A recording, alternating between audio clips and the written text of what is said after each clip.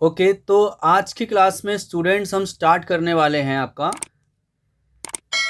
Chapter number 18 as पर T S Grewal, class 11th accountancy का, जिसका नाम है financial statement of sole proprietorship.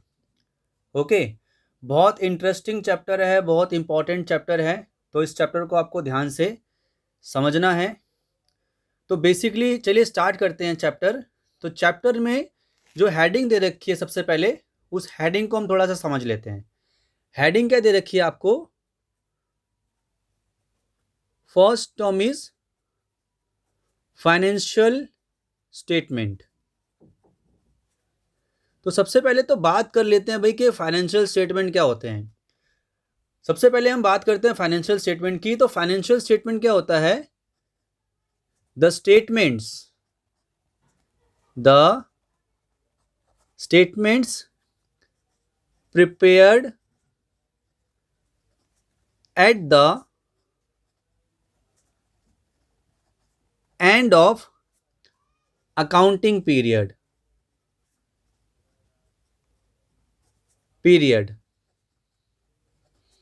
are called financial statement. तो कोई भी जो फॉर्म है वो साल खत्म होने के, ठीक है, आपका फाइनेंशियल ईयर जो होता है, अकाउंटिंग ईयर जो होता है, आपको याद होगा कि भाई वो 1 अप्रैल से शुरू होता है और 31 मार्च को आपका वो ख़त्म हो जाता है। ठीक है, 1 अप्रैल से लेकर 31 मार्च तक का आपका अकाउंटिंग ईयर होगा। तो आप जब अकाउंटिंग ईयर जो है, अकाउंटिंग ईयर के ख़त्म होने पे जो स्टेटमेंट बनाते हो उसे हम कहते हैं फाइनेंशियल स्टेटमेंट। ओके, अब इसके 3 पार्ट होते हैं, याद रखना है आपको। फाइनेंशियल स्टेटमेंट के बेसिकली 3 पार्ट होते हैं। जब आपका साल ख़त्म होगा 31 मार्च को, तो आपको बच्चों 3 अकाउंट बनाने पड़ेंगे, 3 स्टेटमेंट बनाने पड़ेंगे। पहला तो होता है आपका ट्रेडिंग अकाउंट। फाइनेंशियल स्टेटमेंट का पहला पार्ट होता है ट्रेडिंग अकाउंट। दूसरा पार्ट जो होता है उसे हम कहते हैं प्रॉफिट एंड लॉस अकाउंट। ठीक है, अब ट्रेडिंग अकाउंट और प्रॉफिट लॉस अकाउंट एक ही है, मतलब कहने का ये हुआ कि ट्रेडिंग अकाउंट और प्रॉफिट लॉस अकाउंट को हम एक जॉइंट अकाउंट मान के चलते हैं, इसीलिए इसे trading and profit loss account भी कभी कभी कहा जाता है। ठीक है, तो trading and profit loss account आप बनाते हैं। उसके बाद थर्ड आप बनाते हैं बैलेंस शीट। ठीक है, तो बेसिकली आपके जो फाइनेंशियल स्टेटमेंट होते हैं वो साल के एंड में बनाए जाते हैं और फाइनेंशियल स्टेटमेंट के 3 मेन कंपोनेंट होते हैं। पहला कंपोनेंट ट्रेडिंग अकाउंट हो गया, दूसरा कंपोनेंट हो गया आपका प्रॉफिट एंड लॉस अकाउंट, और तीसरा कंपोनेंट हो गया आपका बैलेंस शीट। ठीक है, अब एक चीज आपको याद रखनी पड़ेगी कि जो फाइनेंशियल स्टेटमेंट है उनको हम फाइनेंशियल स्टेटमेंट्स को हम फाइनल अकाउंट्स भी कह सकते हैं। Financial statement are also called final account. Okay, तो आपको याद रखना है कि फाइनेंशियल स्टेटमेंट को आम बोलचाल की भाषा में या फिर सिंपल टर्म में हम फाइनल अकाउंट्स भी कह सकते हैं। तो बेसिकली अब आपके दिमाग में क्वेश्चन आ रहा होगा कि भाई कोई फर्म जब फाइनल अकाउंट्स बनाती है या कोई फर्म जब फाइनेंशियल स्टेटमेंट बनाती है तो फाइनेंशियल स्टेटमेंट बनाने का पर्पस क्या है, क्यों बना रहे हैं हम। तो अब एक क्वेश्चन हमारे दिमाग में आया कि भाई why we prepare final accounts. हम साल के एंड होने पर फाइनल अकाउंट्स बनाते क्यों हैं, उसका पर्पस क्या है। तो बेसिकली फाइनल अकाउंट्स बनाने के कुछ जो है हमारे ऑब्जेक्टिव्स होते हैं। सबसे पहला ऑब्जेक्टिव है टू फाइंड आउट, ये पता लगाना कि भाई हमने प्रॉफिट कितना कमाया। To find out the profit earned. सबसे पहले हमें ये पता लगाना है कि हमने प्रॉफिट कितना अर्न करा है। अब वो प्रॉफिट 2 तरह का हो सकता है। भाई वो ग्रॉस प्रॉफिट हो सकता है और इसके साथ साथ वो हो सकता है आपका नेट प्रॉफिट भी, ठीक है।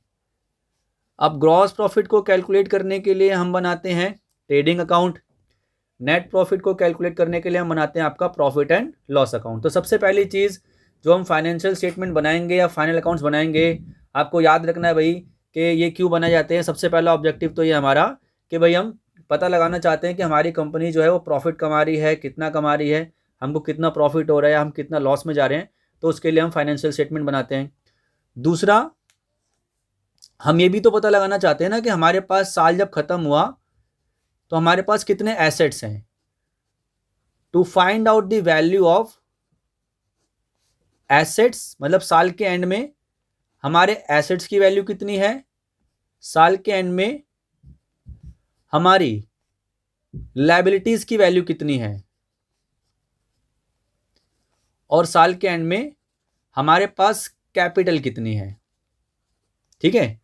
तो मेन दो ऑब्जेक्टिव है आपके फाइनेंशियल स्टेटमेंट बनाने के या फाइनल अकाउंट बनाने के। प्राइमरी ऑब्जेक्टिव जिसे हम कह सकते हैं कि पता लगाना कि भाई हमको साल में कितना प्रॉफिट हुआ या कितना लॉस हुआ, और साल के एंड में हमारे बिजनेस की फाइनेंशियल पोजीशन कैसी है, मतलब हम प्रॉफिट कमा रहे हैं या हमको लॉस हो रहा है। और दूसरा कि हमारे बिजनेस में हमारे एसेट्स कितने हैं, हमारी लायबिलिटीज़ कितनी है, और साल के एंड में हमारी जो है कैपिटल कितनी है। अब अगर हम बात करें कि भाई आपके डिटेल्ड ऑब्जेक्टिव्स क्या हैं, मतलब अभी तो मैंने आपको सिर्फ प्राइमरी बताए, अगर हम बात करें डिटेल्ड ऑब्जेक्टिव्स की कि भाई हम क्यों बनाते हैं फाइनेंशियल स्टेटमेंट्स, डिटेल्ड ऑब्जेक्टिव्स कह सकते हैं, या फिर आप ये भी कह सकते हैं भाई हमको ज़रूरत क्या है फाइनल अकाउंट्स बनाने की, या फिर आप ये भी कह सकते हैं कि जो फाइनल अकाउंट है वो हमारे लिए इम्पॉर्टेंट क्यों है, तो हम इम्पॉर्टेंस भी कह सकते हैं, ठीक है। डिटेल्ड ऑब्जेक्टिव्स कह लीजिए, नीड्स कह लीजिए, या इंपॉर्टेंस कह लीजिए, किसकी,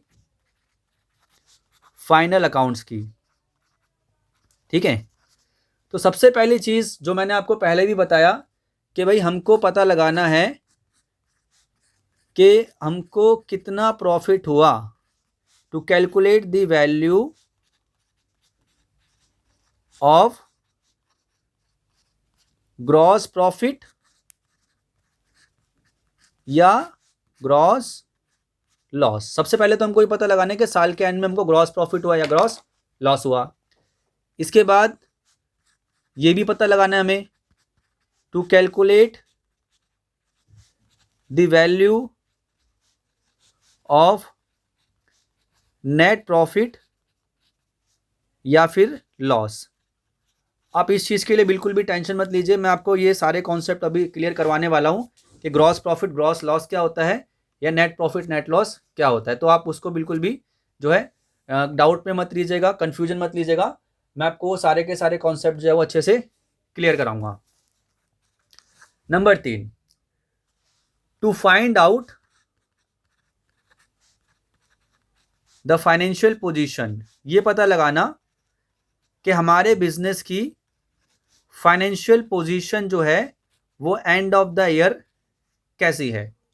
तो भाई फाइनेंशियल पोजीशन मतलब साल के एंड में हमारे पास कितने एसेट्स हैं, कितने करंट एसेट्स हैं, कितने फिक्स एसेट्स हैं, साल के एंड में हमारी जो लायबिलिटीज़ हैं उनकी वैल्यू कितनी है, कितनी फिक्स लायबिलिटी है, कितनी करंट लायबिलिटी है, और साल के एंड में हमारी कैपिटल की वैल्यू कितनी आ रही है, ठीक है। ये तीसरा ऑब्जेक्टिव हो गया। चौथा objective, to find out the solvency position of company, कह लीजिए या फर्म कह लीजिए। सॉल्वेंसी पोजीशन का मतलब क्या होता है कि भाई हम जो है हमारे पास लायबिलिटीज और एसेट्स का रेशो कितना है। Solvency position basically means ratio of assets and liabilities. तो भाई आप एक चीज को समझिए, अगर आपके पास एसेट्स आपके पास एसेट्स कम है और आपकी लायबिलिटीज ज़्यादा है, तो आपकी सॉल्वेंसी पोजीशन क्या होगी? ऑब्वियस सी बात है कि भाई अगर आपके पास एसेट्स कम है और लायबिलिटीज आपकी ज़्यादा है, आपने उधार ज़्यादा ले रखा है, तो आपकी सॉल्वेंसी पोजीशन वीक होगी।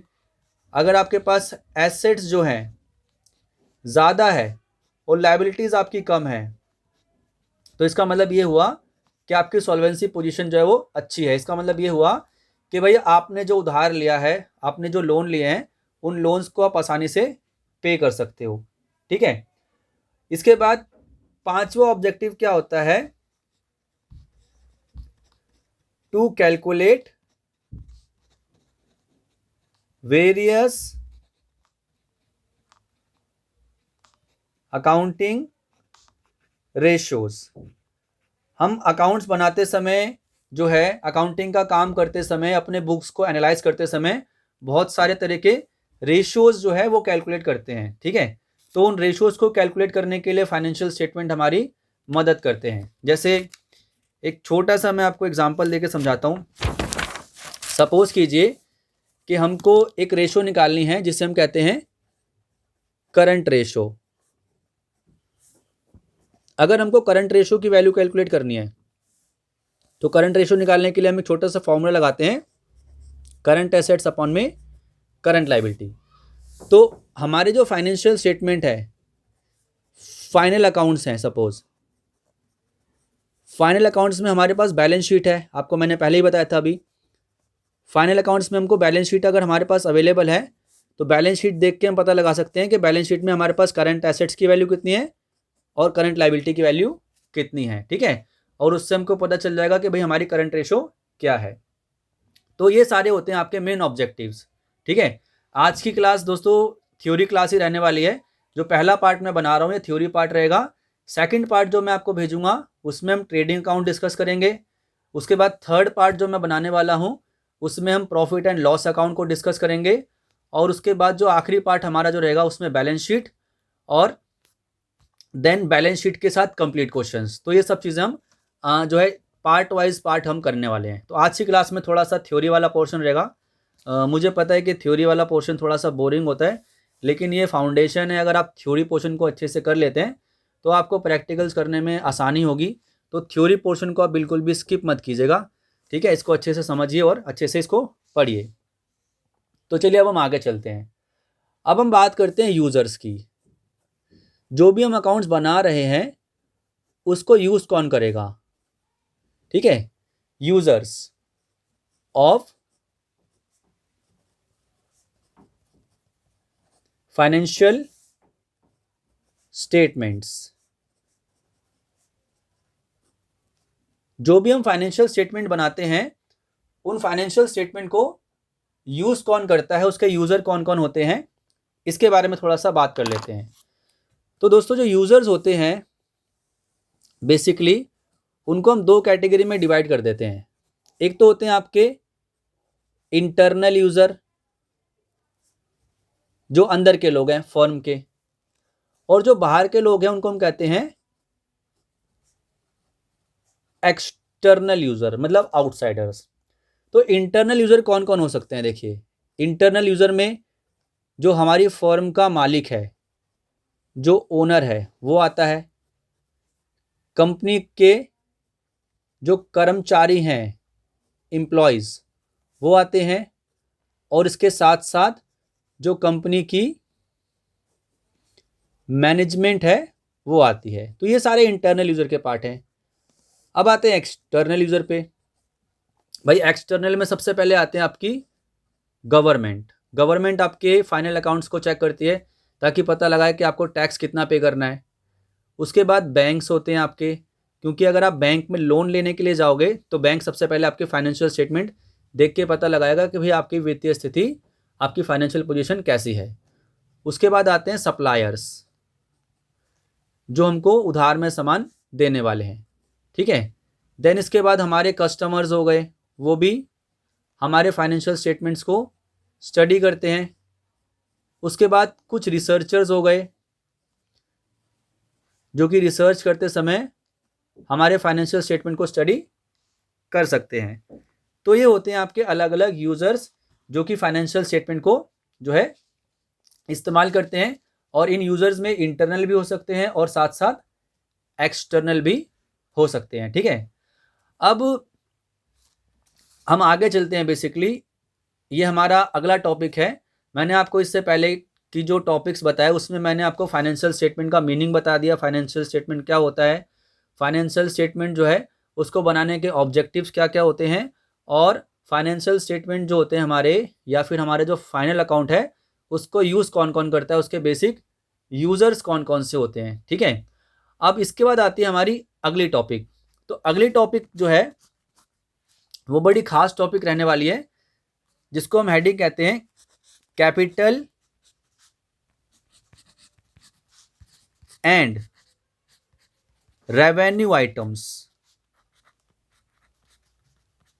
Capital and revenue items. तो बेसिकली यहां पे हम बात करने वाले हैं किस चीज की, हम बात करने वाले हैं कैपिटल एक्सपेंडिचर्स, कैपिटल एक्सपेंडिचर और कैपिटल रिसिप्ट, और दूसरा हम बात करने वाले हैं दोस्तों कि भाई हमारे बिजनेस में जो रेवेन्यू एक्सपेंडिचर्स होते हैं वो कौन से होते हैं, ठीक है, और रेवेन्यू रिसिप्ट्स कौन कौन सी होती है। ठीक है, तो चलिए बात करते हैं सबसे पहले कैपिटल एक्सपेंडिचर की। कैपिटल एक्सपेंडिचर का मतलब वो सारे एक्सपेंडिचर जो कि those expenditure which are spent to acquire or develop a fixed assets। मतलब कोई भी एक्सपेंडिचर जो फिक्स एसेट्स को अक्वायर करने के लिए आप कर रहे हैं, ठीक है, या उसके डेवलपमेंट के लिए कर रहे हैं, वो कहलाता है आपका कैपिटल एक्सपेंडिचर। जैसे मैंने मान लीजिए मशीन खरीदी, मैंने बिल्डिंग खरीद ली, मैंने किसी चीज़ के प्रोडक्शन के राइट खरीद लिए, ठीक है, या फिर मैंने कोई प्लांट खरीद लिया, तो वो सारे एक्सपेंडिचर्स कहलाते हैं कैपिटल एक्सपेंडिचर। ठीक है, तो अगर आप फिक्स एसेट्स खरीदने के लिए खर्चा कर रहे हो तो वो आपका कहलाएगा कैपिटल एक्सपेंडिचर, या फिर आप किसी फिक्स एसेट्स की डेवलपमेंट के लिए खर्चा कर रहे हो, मतलब आपके पास एक बिल्डिंग थी सपोज 5 लाख रुपए की, और आपने 2 लाख रुपए और खर्च करे ताकि उसके ऊपर आप एक फ्लोर बना दें, तो वो कैपिटल एक्सपेंडिचर कहलाएगा। दूसरा होता है रेवेन्यू एक्सपेंडिचर। ये कौन से एक्सपेंडिचर होते हैं, ये वो एक्सपेंडिचर होते हैं जो कि आप बिजनेस में डेली बेसिस पे करते हैं। ठीक है, those expenditure which are spend on day to day affairs. मतलब बिजनेस के डे टू डे अफेयर्स को आप मैनेज करने के लिए जो खर्चे करते हो वो कहलाते हैं आपके रेवेन्यू एक्सपेंडिचर। जैसे वर्कर्स को आप सैलरी दे रहे हैं, रेंट दे रहे हैं, आपका इलेक्ट्रिसिटी का बिल हो गया, एडवर्टाइजमेंट का खर्चा हो गया, आपने कोई लोन ले रखा था उसका इंटरेस्ट हो गया, तो ये सारे एक्सपेंडिचर कहलाते हैं आपके कौन से एक्सपेंडिचर, रेवेन्यू एक्सपेंडिचर। तो कैपिटल एक्सपेंडिचर मतलब वो एक्सपेंडिचर जो फिक्स एसेट्स खरीदने के लिए कर रहे हैं, रेवेन्यू एक्सपेंडिचर का मतलब वो एक्सपेंडिचर जो कि डेली बेसिस पे कर रहे हैं। ऐसी आती है कैपिटल रिसिप्ट्स। अगर मान लीजिए आपको सेल ऑफ एसेट से कोई रिसिप्ट हो, मतलब आपने अपना कोई पुराना एसेट बेच दिया, या फिर आपको किसी भी तरह की कैपिटल नेचर रिसिप्ट्स हो, तो उसे हम कहते हैं कैपिटल रिसिप्ट। एग्जांपल के लिए मान लीजिए एक हमारा बिजनेस है, कपड़ों का बिजनेस है, और हम अपने दुकान का, अपने शॉप का रिनोवेशन करा रहे हैं, तो हमने पुराना सारा फर्नीचर बेच दिया, तो सारा फर्नीचर बेच के जो हमको पैसे मिलेंगे वो कहलाएगा हमारा कैपिटल रिसिप्ट। हमारा बिजनेस तो कपड़ों का है, लेकिन क्योंकि हम उसका रिनोवेशन करवा रहे हैं तो हमने सारा का सारा पुराना जो है फर्नीचर बेच के उसकी जगह नया फर्नीचर ले लिया, तो पुराना फर्नीचर बेच के जो पैसे मिलेंगे वो कहलाएगी कैपिटल रिसिप्ट्स। फिर आती है आपकी रेवेन्यू रिसिप्ट्स। ये वो रिसिप्ट्स होती है जो कि सेल ऑफ गुड्स से आपको मिलती है, मतलब आपने अपना सामान बेच के जो पैसे कमाए, या फिर जो रिकरिंग नेचर की रिसिप्ट्स होती है। जैसे आपने मान लीजिए कहीं पे फिक्स डिपॉजिट करवा रखा है, किसी बैंक में पैसे जमा करा रखे हैं और आपको उस पर इंटरेस्ट मिल रहा है, आपको कमीशन मिल रहा है, ठीक है, तो ऐसे रिसिप्ट्स को हम कहते हैं रेवेन्यू रिसिप्ट्स। तो ये बहुत इंपॉर्टेंट है, क्योंकि जब आप फाइनल अकाउंट बनाओगे तो उसमें कैपिटल एक्सपेंडिचर का भी रोल होता है, रेवेन्यू एक्सपेंडिचर का भी रोल होता है, कैपिटल रिसिप्ट का भी रोल होता है और रेवेन्यू रिसिप्ट का भी रोल होता है। तो ये बेसिकली हमारा फर्स्ट पार्ट था financial statement of sole proprietorship का। अब इसके बाद हम सेकंड पार्ट जब शुरू करेंगे तो सेकंड पार्ट में मैं आपको ट्रेडिंग अकाउंट के बारे में डिटेल से बताऊंगा कि ट्रेडिंग अकाउंट क्या होता है और ट्रेडिंग अकाउंट जो है उसको हम क्यों बनाते हैं और ट्रेडिंग अकाउंट बना के ग्रॉस प्रॉफिट हमारा किस तरह से निकलता है। तो ये सारी चीज़ें आपको अच्छे से समझनी है। ये थ्योरी पार्ट है, इसको अच्छे से समझ लीजिएगा, इसके नोट्स अपनी कॉपी में साथ साथ जरूर से लिखते रहें। और चलिए नेक्स्ट लेसन में आपको मिलेंगे। अभी के लिए good bye and be safe.